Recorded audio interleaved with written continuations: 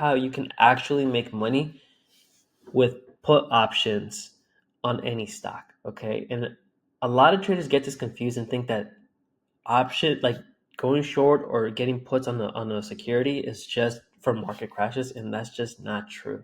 All right, the beautiful part about trading options is that you can make money either way, or even when the stock moves sideways. Okay, so you have a lot more strategy and flexibility to ways to make different, your money and stuff. And so again, I want to take the Tesla trade that we took yesterday as an example, and I'm just going to show you step by step what to do, like the way we did it, so you can do it as well too. All right, and but before that, let's go over the wins real quick.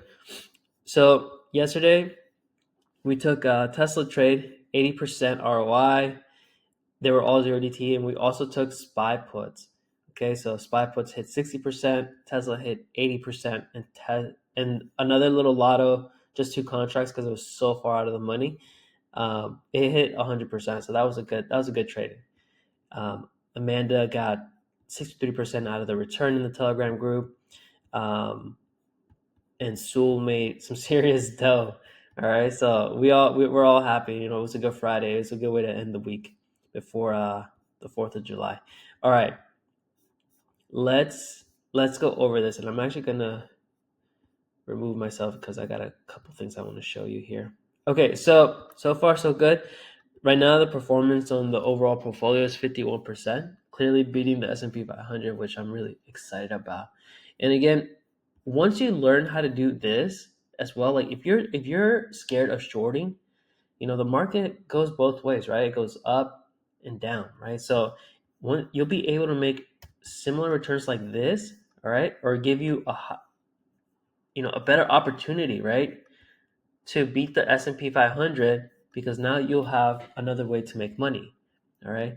So again, here I want to show you a couple things here, right? So here's the thing, right? Like a lot of people think that buying puts is risky or complicated, but in reality, it's one of the cleanest ways to express like a bearish view on the stock. Okay, and you can make a lot of money doing it this way. When you buy a put option, you're paying for the right to sell the stock at a certain price, right? And before the expiration. But if the stock goes below your strike,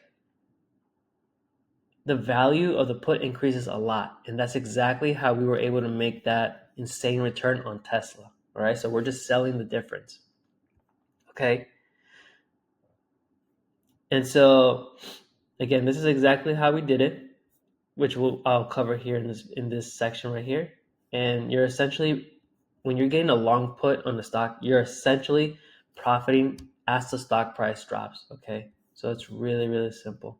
All right, let's do a quick walkthrough. And actually, let me give you a quick walkthrough here. So like, here's the at the money, here's the value of the contract, and this is like the price, right? Like, let's say that the price of a stock here is like, for Tesla is like 500, and in this scenario, it's like 200, right? For example. Okay, so all this image is just showing you is that, let's say that you get a contract here that's considered out of the money for a put, and the more the price decreases in price, right? The stock decreases in price, your contract actually gains value, right? And once you get in the money, which is this section, this half right here, you're able to make those those insane returns at like 80% returns, because it's actually worth a lot more. And the delta is increased dramatically, favoring your trade. All right. Okay, let's do a quick Tesla trade breakdown here with this graph. Okay, so this is the chart that we took, and here you're gonna see a little dashed line here, which was just representing yesterday's. This was when yesterday started. When I got into this Tesla trade, okay, we actually got in somewhere around this level right here. So it took a while. This is 0 DT, right? And the reason I got here is because we were below this 327 entrance level, this key level that is given to us by Gextron. I'm actually gonna let me see. So this level, Gextron told us it's the final rejection line for bearish move. Okay, Gextron is just the tool that we use to help us find critical key levels, right? And at the time, it was telling us, hey, like the max pain, this line right here, 320, is a big support zone. Okay, Gextron told us big support level. And so when I'm shorting this, when I'm looking at the risk to reward ratio, I'm just looking to see, is there a big enough movement in dollars for the stock for it to go from here all the way down to here? And this is about for a 0 DTE, for something that expires literally that day of. This is about a $7.50 drop, right? This is a big risk to reward ratio. So it checks something off, right? And I tell everybody in my group, whether it's the free group or the private Telegram, it applies to everybody, okay? You always want to check RVR, risk to reward, okay? Doesn't meet the criteria of a risk to reward, okay? The last thing you want to do is jump into a trade that doesn't have a good risk to reward ratio, okay? Because if you have a good risk to reward ratio and your position sizing is on point, good position sizing,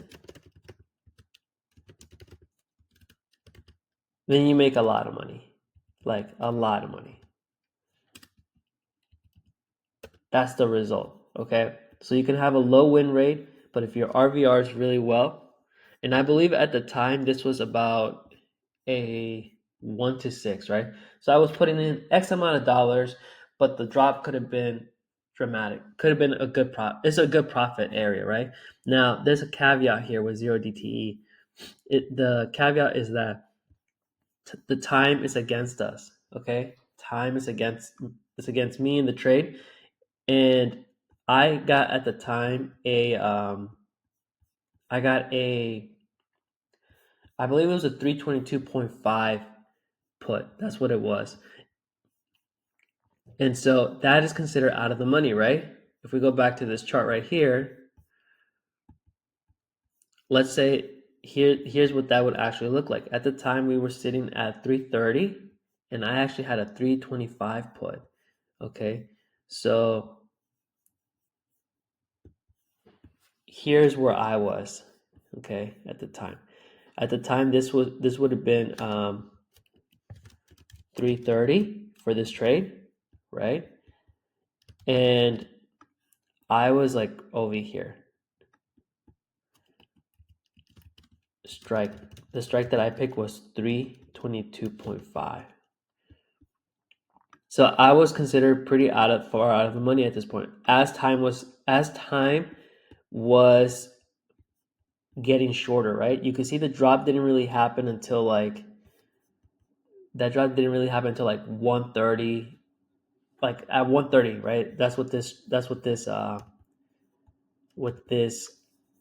candlestick represents there. This is on a 30-minute time frame. So that was at 130, right? And so by this time, my contract was down. Like we got in around this time frame, which was like really early in the morning, which was really good, right? Very great entry. Great entry. Okay, this is where I entered.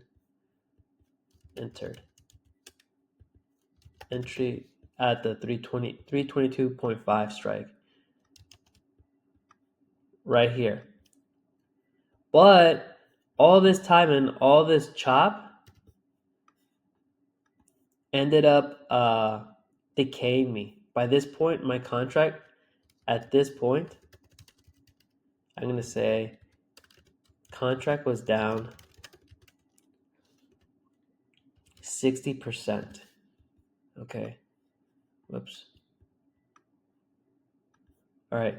So, okay, you might be saying like, well, Ruben, like, why are you holding a 60% loss? Like that's crazy, right? Here's the thing though, all right? the the trade was valid. The idea was very simple. At some point, we did get this new area of interest. Gextron told us midday that there was this area of interest just rising. That's why I marked it the 325. It wasn't very strong, but it was starting to pick up some level of support. And you can see here, like it's literally gaining support here, right? Like it's visually seeing it. It is when the by the time I entered here versus like this point right here, it was starting to gain some support. But it was also, you can see price action was holding below it, right? And so again, going back to like, well, Ruben, why are you holding this contract? And it all comes down to this position sizing. That's why I'm able to hold a 0DT at 60% loss and still be okay. Because overall, this was about 0.5% position size of my total net liquid. All right. By keeping your contracts very small, I'm able to ignore this, the P&L, and focus on the overall risk to reward. That's the main thing. Okay. And so what ended up happening at 130 is that the price tanked. And we sold somewhere around here. We were in the money. So we got all the way from here, somewhere around here. And we sold. That's when I alerted, sell the contracts. I didn't even sell. My main target was 320, but time was so short, right?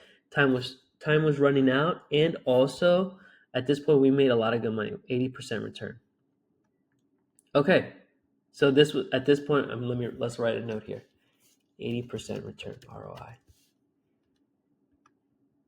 Okay, it was like somewhere around here. Now this extra drop. This extra drop actually made the contracts go up 200% extra. Okay, so it would have been almost a 300% return, but that was unforeseen. But you can see here, the point is that when you're getting into a trade, whether it's a put or a call, the goal is that you want to go from one level to another key level. Where's the strongest level of support from this put option all the way to the bottom? Like, where's the next strong support level? And you can see here that price actually held around the 320 area, right? And it bounced. It got supported. That's why this was my main target right here. And I'm not going into a put position thinking like it's gotta hit 320. I just want to sell into strength, and that's exactly what we did here. We got here and we sold into strength. Now, the nature of 0DTE is that this ended up, decaying over time. If I would have gotten next week, I would have been totally fine. And that's another valid trade, right? You could always do that. You can always get just a later expiration. But I wanted to do a 0DT because I thought it was a good setup for a 0DT. It just ended up taking some time. Okay. And to protect my account, my capital from such a risky, trade that was decaying that day of, it could have gone to zero, is that all I did was just position myself well. So even if this trade would have gone to 0%, it was only 0.5% on my account size. It really didn't matter, right? So that's it. That's how I went from going from 50% YTD, right, to 51%. And we also did take a SPY put, which was actually like a quarter of a size, quarter of a percent. So it was like 25% of 1%. So it got me to 5150, right? And that's exactly how you scale your account, brick by brick, trade by trade, right? This is what risk management looks like. This is what happens when you have a good risk to reward ratio and you have good position sizing, and then you can have something like this. Okay? That's it. Let me know if you found this helpful. Drop a comment down below if you want to trade with me and my team and catch this type of moves and our other swing trades as well too. I'll put a link in the description for the private Telegram group so you can shadow trade with us. And yeah, let me know what you think. I'll see you in the next one.